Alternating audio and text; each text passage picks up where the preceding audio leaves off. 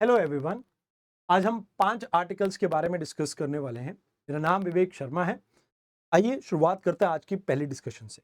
आज हम समझेंगे सुप्रीम कोर्ट के डिसीजन के बारे में, जहां पर आर्टिकल 143 के अंडर प्रेसिडेंट ने सुप्रीम कोर्ट को यह कहा था कि आप मुझे ये एडवाइस करो, क्या कोर्ट प्रेसिडेंट और गवर्नर के ऊपर एक टाइमलाइन लगा सकते हैं जब वो अपनी वीटो पावर को यूज कर रही हो। फिर हम बात करेंगे साउथ एशिया के एयर पोल्यूशन के क्राइसिस के बारे में। देन केरला में जो स्टोन क्रशर्स की यहाँ पर फैक्ट्रीज चल रही है उसके बारे में हम डिस्कस करेंगे।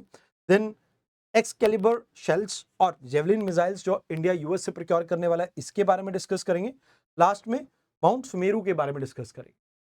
आइए एक एक करके इन्हें समझते हैं। देखिए, अभी रिसेंट टाइम में क्या हुआ, कई स्टेट्स ने ये इल्जाम लगाया कि भाई जो गवर्नर है जानबूझ के उनके बिल्स को पेंडिंग रख रहे हैं। खासकर तमिलनाडु, केरला एंड पंजाब जैसे स्टेट्स ने इस मैटर को रेज किया था। तो 2 जजेस की बेंच ने एक डिसीजन लिया कि गवर्नर और प्रेसिडेंट को 1 महीने के अंदर जो भी बिल उनके पास आए तो उसको असेंट देना पड़ेगा, अदरवाइज वो 1 महीने बाद डीम्ड पास माना जाएगा, मतलब अपने आप पास माना जाएगा। तो प्रेसिडेंट ने आर्टिकल 143 के अंदर प्रेसिडेंशियल रेफरेंस को यहां पे यूज किया और पूछा कि भाई क्या यहां पे टाइमलाइन इंपोज की जा सकती है जुडिशरी के द्वारा प्रेसिडेंट और गवर्नर के ऊपर, और क्या अगर यहां पे अप्रूवल नहीं मिला तो डीम्ड असेंट ये फ्रेज ठीक है क्या। तो सुप्रीम कोर्ट ने इसमें कहा कि भैया ये तो कहीं ना कहीं गलत है, doctrine of separation of power को ये वायलेट करती है। तो क्योंकि देखिए, जो आपके एग्जीक्यूटिव है आप उनका माइक्रो मैनेजमेंट नहीं कर सकते डिसीजन मेकिंग का। मोर ओवर अगर आप बात करें ये कॉन्स्टिट्यूशनल स्पिरिट के अगेंस्ट जाता है और अंडरमाइन करता है फेडरलिज्म को, तो ये डीम्ड कंसेंट जो है ये अनकॉन्स्टिट्यूशनल है। बट सुप्रीम कोर्ट ने इस बात पे भी चिंता जताई है कि भाई आप प्रोलॉन्ग समय तक इनेक्शन रखते हैं जो स्टेट बिल के ऊपर, ये भी गलत है। आपको with in reasonable time frame में इसको असेंट देना चाहिए। कहीं ना कहीं गवर्नर के इन एक्शन की वजह से जो आपकी गवर्नमेंट है वो अपने फंक्शंस को परफॉर्म नहीं कर पा रही है एंड कहीं ना कहीं ये अपनी डिस्क्रिशनरी पावर को गलत इस्तेमाल कर रहे हैं। तो कहते हैं कि भाई आर्टिकल 200 के पास अंडर आपके गवर्नर के पास कुछ पावर्स होती है कि या तो वो बिल को एक्सेप्ट कर लेंगे, बिल को असेंट दे दिया, या उसको विदहोल्ड कर देंगे बट आपको रीजन बताना पड़ेगा क्यों विदहोल्ड किया, या प्रेसिडेंट के पास भेज देंगे कंसिडरेशन के लिए, या आप रिटर्न कर देंगे बिल को। बट मनी बिल को नहीं कर सकते, वो आपसे पहले परमिशन लेके आया इस वजह से। तो कहते हैं कि भाई यहां पे आर्टिकल 200 के अंडर प्रेसिडेंट असेंट दे सकते हैं, विदहोल्ड कर सकते हैं, या गवर्नर को बिल को वापस देने के लिए कह सकते हैं। तो ये कॉन्स्टिट्यूशनल पावर है और इसमें सेपरेशन ऑफ पावर को आपको मेंटेन करना चाहिए था, ऐसा यहां पे सुप्रीम कोर्ट ने कहा है। अब हो सकता है कि एक रिव्यू पिटीशन फाइल किया जाए इस पुराने जजमेंट को चैलेंज करने के लिए, क्योंकि प्रेसिडेंशियल रेफरेंस का वैसे कोई यहां पर मतलब नहीं था। अब बात करते हैं एयर पोल्यूशन की। देखिए, ये तो आप सभी को पता है नॉर्थ इंडिया में एयर पोल्यूशन एक बड़ी प्रॉब्लम है। इसके पीछे लो विंड स्पीड एक मेजर रीजन है, बट उसके साथ साथ टेम्परेचर इन्वर्जन, जहां पर ठंडी हवा नीचे और गर्म हवा ऊपर होने के कारण विंड सर्कुलेशन नहीं हो पाती, ये दूसरा मेजर रीजन बनता है। बाकी स्टबल बर्निंग, व्हीकुलर एमिशन और इंडस्ट्रियल एमिशन भी कुछ पार्ट इसमें अदा करते हैं।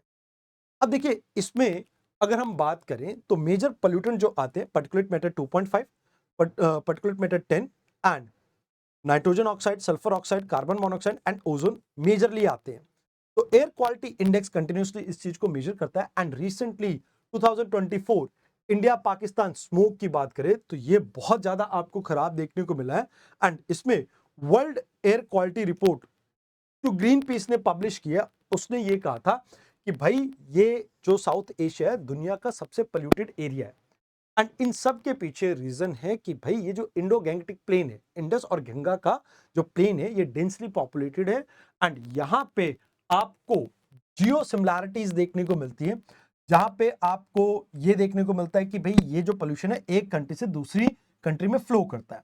अब इमरजेंसी या शॉर्ट टर्म मेजर्स ये लेते हैं जैसे स्कूल को बंद करना और इवन इंप्लीमेंट करना, बट लॉन्ग टर्म मेजर्स कहीं ना कहीं आपके मिसिंग है, चाहे आप एमिशन की इन्वेंटरी बनाने की बात करो, मॉनिटरिंग की बात करो, क्रॉस बॉर्डर प्रोटोकॉल की बात करो, या अर्बन रीडिजाइन की बात करो।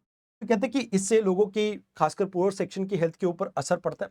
ऑलमोस्ट हर साल आपकी 16 लाख लोगों की डेथ हो जाती है इस पोल्यूशन की वजह से एंड इंडिया 3% अपना जीडीपी का इससे लूज करता है।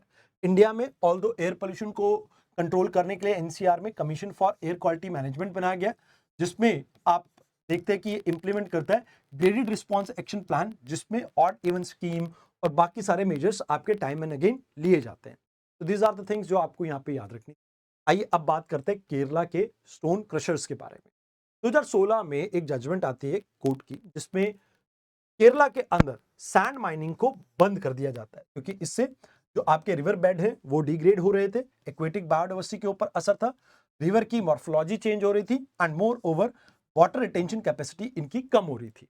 तो इसके बाद आपको देखने को मिलता है कि इस एरिया में क्रशर स्टार्ट होते हैं, जिससे मैन्युफैक्चर्ड सैंड बनती है, एंड इसमें हार्ड रॉक को पीस के मिट्टी बनाई जाती है, जो बिल्डिंग बनाने के काम आती है, रेता बनाया जाता है।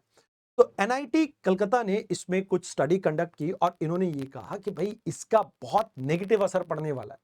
कहते क्यों? कहते Palakkad, Malappuram, Nilgiri and even silent valley national park, ये सब के नजदीक ये आपकी इंडस्ट्रीज लोकेटेड है।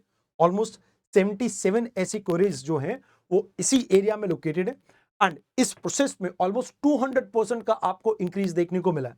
तो जिसकी वजह से आने वाले समय में ये एक तो हिल के स्लोप को क्या कर देंगे, डिस्टेबलाइज कर देंगे, जिससे आने वाले फ्यूचर में लैंडस्लाइड, फ्लैश फ्लड्स और इवन जो आपको लाइक केरला के अंदर 2018 में फ्लड्स देखने को मिले थे, वैसी सिचुएशन क्रिएट होगी।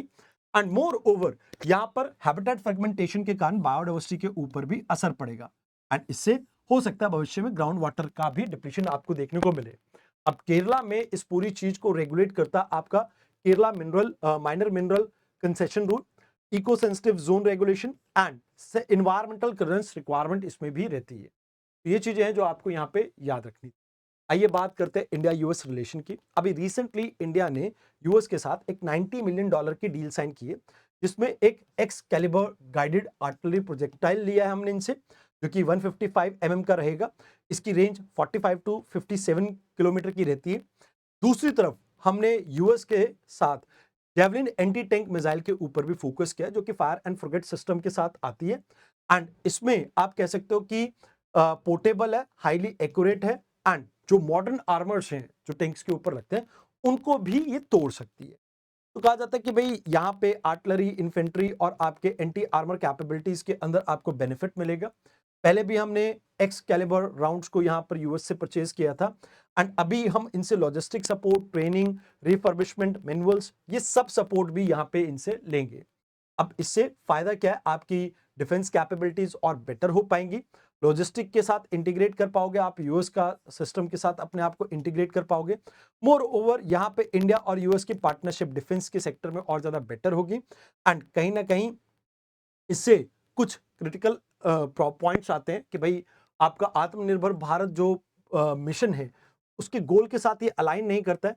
कहीं ना कहीं रीजन में एक आप कह सकते हो कि वेपन्स की कंपटीशन चल सकता है, जिससे अब यूएस के साथ हम कहीं ना कहीं कोऑपरेट कर रहे हैं, तो चाइना और पाकिस्तान के अंदर ये सेम चीज देखने को मिल सकते हैं।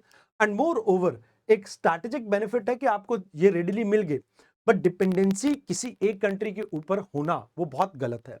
तो अब बात करते हैं सुमेरु के बारे में, जो कि इंडोनेशिया में आपका लोकेटेड है। देखिए इंडोनेशिया के अंदर ये है माउंट सुमेरु, यहाँ पर वॉल्केनिक एक्टिविटी हुई है अभी इस एरिया में। वैसे तो ये बायोडाइवर्सिटी हॉटस्पॉट है, आपको like Bromo Tengger Sumeru national park यहाँ पे देखने को मिलता है, जहाँ पे जावन लेपर्ड्स, जेवन रोसा डियर और बहुत सारे बर्ड्स देखने को मिलते हैं, बहुत सारी एंडेमिक वेजिटेशन देखने को मिलते हैं। बट ये अपने स्टैटोकोन के लिए काफी फेमस एरिया है, जहाँ पे आपको क्या देखने को मिलता है कि यहाँ पे आपकी वॉल्केनिक एश, टेफ्रा और हॉट क्लाउड्स के साथ साथ थोड़ा बहुत मैग्मा भी आपका फ्लो करता है। अब स्टैटोकोन आपके एक्सप्लोड करते हैं, जनरली इसके अंदर आपको लाइक एसिडिक लावा देखने को मिलता है, जिसमें आपको हाई कंटेंट ऑफ लाइक आपका अमिट करता है sulphur oxide, carbon dioxide, and इसके अलावा यहाँ पे आपका सिलिकॉन कंटेंट इसमें थोड़ा ज्यादा रहता है। तो ये चीजें हैं जो आपको इसके बारे में याद रखनी थी। आई होप आपको डिस्कशन अच्छी लगी हो। आज के लिए इतना ही था, धन्यवाद।